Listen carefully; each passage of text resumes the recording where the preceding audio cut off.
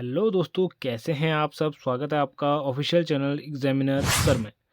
तो दोस्तों, उत्तराखंड अधीनस्थ सेवा चयन आयोग ने यहाँ पर एक भर्ती विज्ञापन जारी किया है। दोस्तों, दिनांक आप देख पा रहे होंगे 9 अप्रैल 2025 को ये विज्ञापन जारी हुआ, यानी कि आज ही के दिन ये विज्ञापन जारी हुआ है। दोस्तों, विज्ञापन प्रकाशन तिथि 9 अप्रैल 2025 और ऑनलाइन आवेदन की प्रारंभ तिथि आप देख पा रहे होंगे 15 अप्रैल 2025 से इसके फॉर्म जो है कि भरे जाएंगे। दोस्तों, और अंतिम तिथि आवेदन करने की यहाँ पे 15 मई तक रखी गई है, यानी कि 1 माह का समय आपको आवेदन के लिए यहाँ पे दिया जा रहा है। किसी भी प्रकार की त्रुटि अगर आपके फॉर्म में होती है तो 18 मई से 20 मई तक आपको यहाँ पे संशोधन के लिए समय दिया जा रहा है। लिखित परीक्षा की जो तिथि रखी गई है वो यहाँ पर 27 जुलाई 2025 रखी गई है। बाकी पदों की बात करें दोस्तों, तो आप देख पा रहे होंगे कि सहायक समीक्षा अधिकारी के यहाँ पे 3 पद रहने वाले हैं, व्यक्तिक सहायक के यहाँ पे 3 पद रहने वाले हैं, सहायक समीक्षा अधिकारी के 5 पद रहने वाले हैं। राजस्व उप निरीक्षक पटवारी, इसमें यहाँ पर 119 पद रहने वाले हैं। राजस्व उप निरीक्षक लेखपाल यहाँ पर 61 पद रहने वाले हैं। ग्राम विकास अधिकारी के यहाँ पे 205 पद रहने वाले हैं और ग्राम पंचायत विकास अधिकारी के यहाँ पर 16 पद रहने वाले हैं। स्वागती के यहाँ पे 3 पद रहने वाले हैं। सहायक स्वागती के यहाँ पर 1 पद रहने वाला है।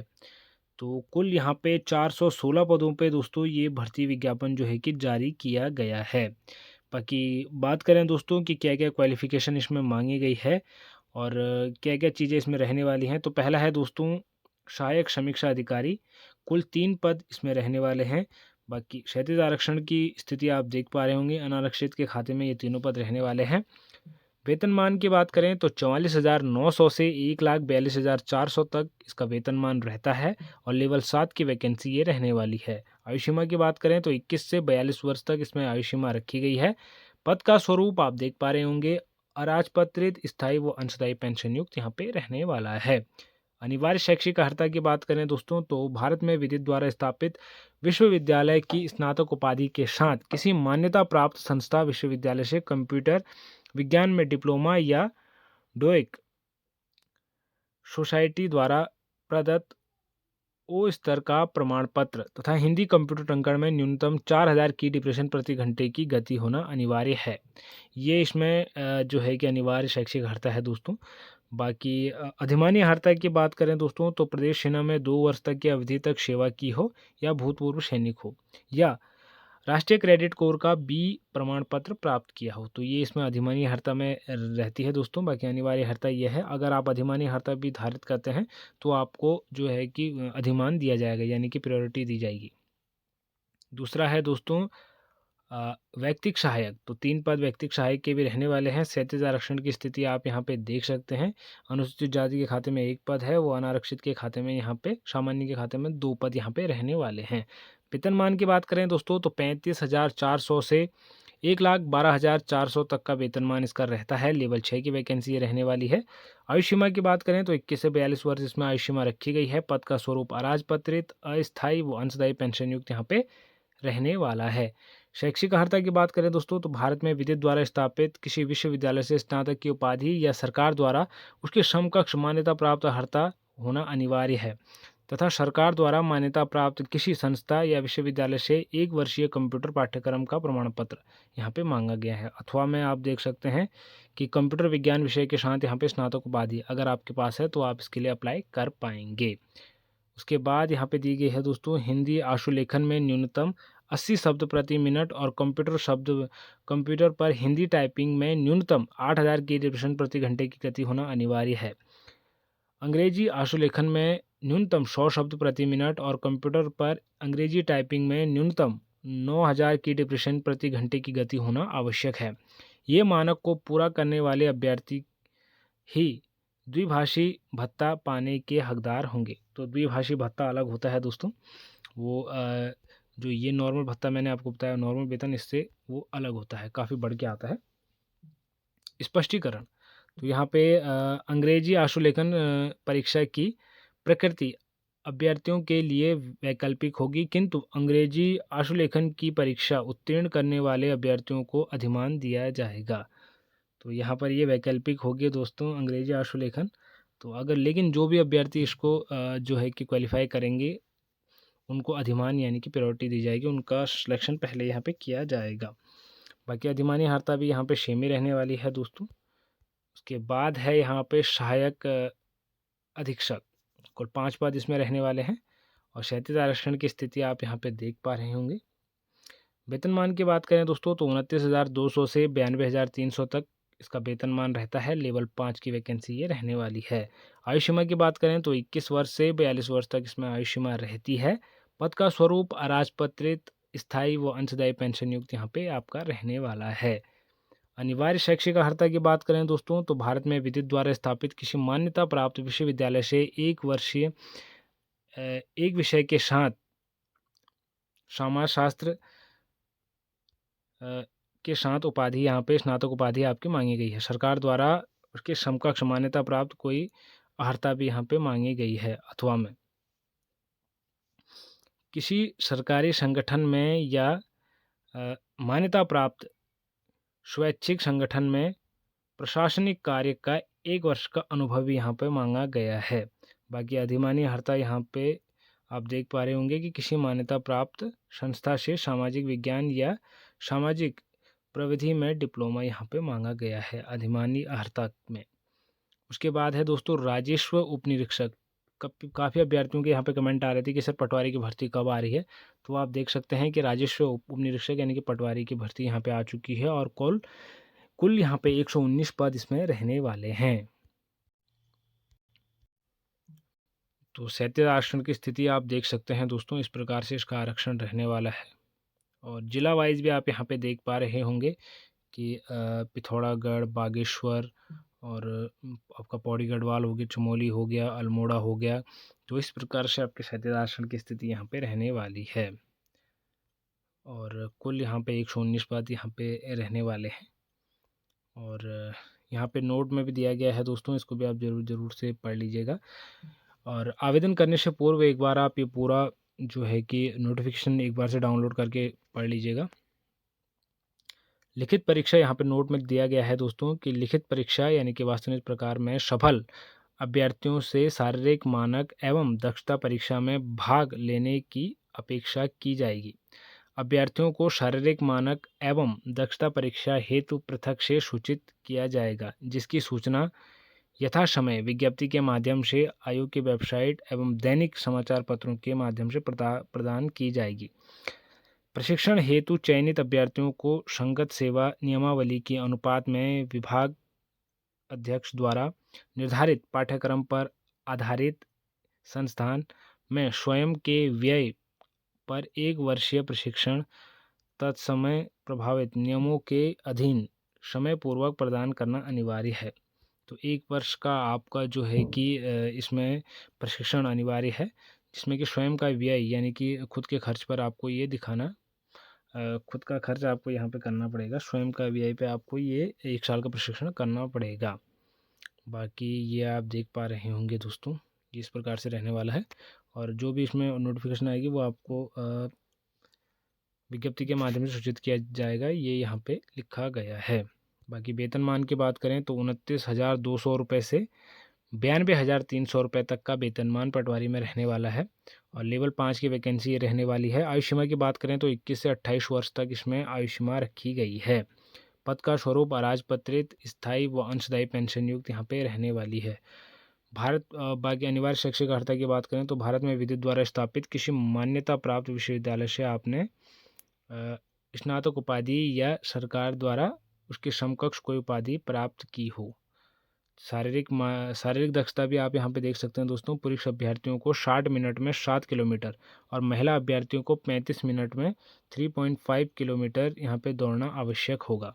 तो ये यहाँ पर शारीरिक दक्षता है दोस्तों।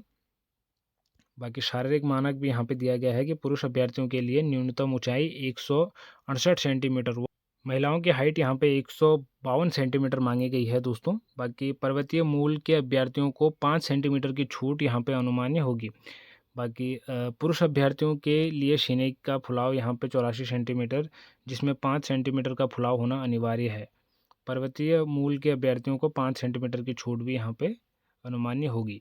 बाकी महिला अभ्यर्थियों के लिए वज़न यहाँ पे रहने वाला है न्यूनतम 45 किलोग्राम का वज़न आपका होना अनिवार्य है। बाकी अधिमान्य अर्हता यहाँ पे सेम ही रहने वाली है दोस्तों। बाकी ये आप देख सकते हैं। उसके बाद है दोस्तों राजस्व उप निरीक्षक लेखपाल, 61 पद इसमें आपके रहने वाले हैं। और रिक्तियों का विवरण आप कुछ इस प्रकार से देख पा रहे होंगे।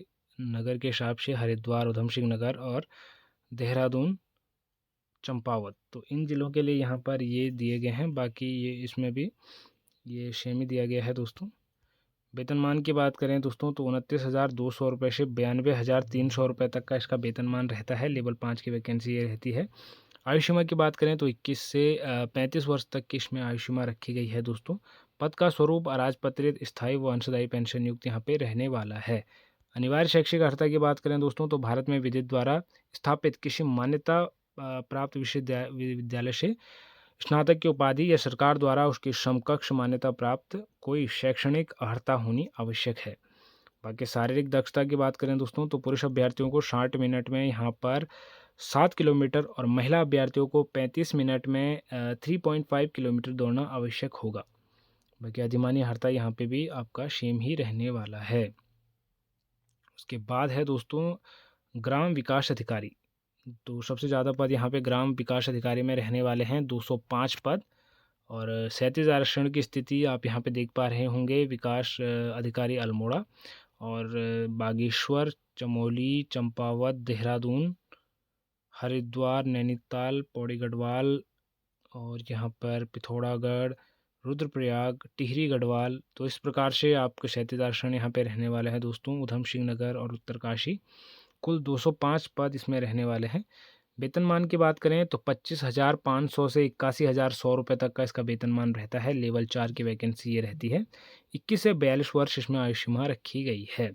देखिए गाइस, पटवारी में 21 से 28 रखी गई है, लेखपाल में 21 से 35 और इसमें 21 से 42 आयु सीमा रखी गई है। पद का स्वरूप अराजपत्रित स्थायी व अंशदायी पेंशन युक्त रहने वाला है। अनिवार्य शैक्षिक अर्हता की बात करें तो भारत में विधि द्वारा स्थापित किसी मान्यता प्राप्त विश्वविद्यालय से स्नातक की उपाधि इसमें मांगी गई है। और उसके बाद अधिमान्य अर्हता इसमें भी दोस्तों सेम ही रहने वाली है। उसके बाद है ग्राम पंचायत विकास अधिकारी, तो कुल 16 पद इसमें रहने वाले हैं दोस्तों, 16 पोस्ट। और 37 आरक्षण की स्थिति आप कुछ इस प्रकार से देख पा रहे होंगे। वेतनमान की बात करें तो 25,500 से 81,100 रुपये तक का वेतनमान इसका भी रहता है। लेवल 4 की वैकेंसी रहती है। आयु सीमा 21 से 42 वर्ष तक इसमें रहती है।